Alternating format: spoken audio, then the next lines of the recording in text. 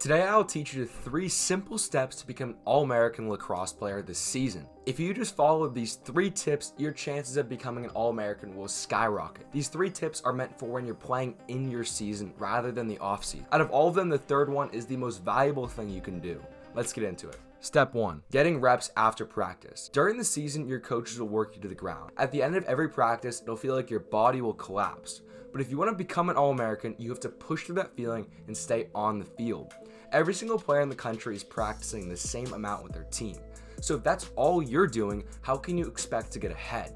Getting reps after practice is the only way you can become better than the competition. I know you're tired, I know you're hurt, but if you want to become the best, you have to work the hardest. Overworking yourself is a real thing, and it should be taken seriously. But most players have never even gotten close to that point. Your body can endure so much more than you realize. The only way you can find that limit is by testing it.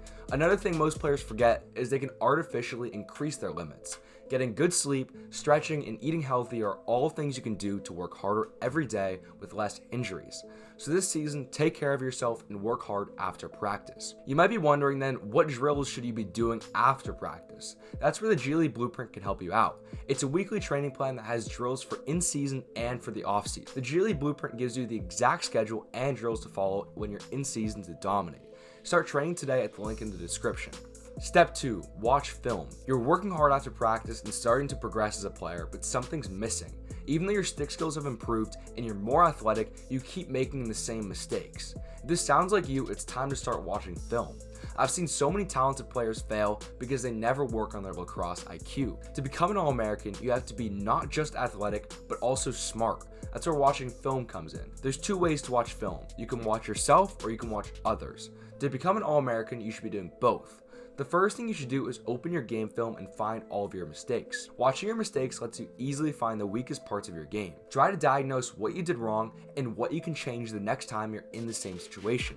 Then create a short list of actions you can take the next time you're on the field. If you do that after every game, I promise you'll become a better player. The second way to watch film is to watch other players. For this, turn on a college or pro game and pick a player you like. Instead of looking at their mistakes, I want you to look at their best qualities. Maybe their release time is amazing or they have great posture.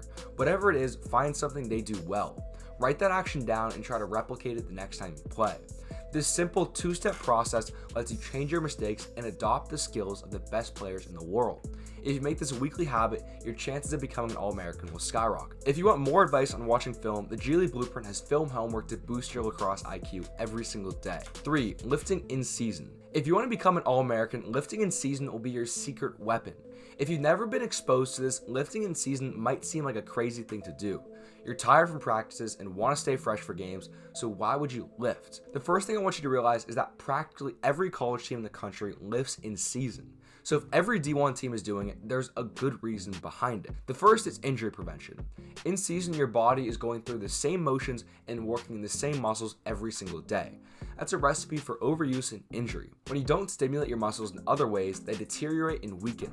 That's where lifting comes in. Working through different ranges of motions in the weight room gives your muscles a new stimulus.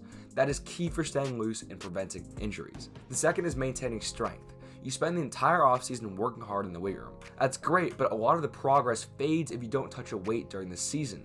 So if you want to use that strength you've worked so hard for, you have to continue to lift in season. Keep in mind, this isn't about getting huge or setting personal records. During the season, you should be lifting far lighter and less. It's about maintaining strength rather than gaining it.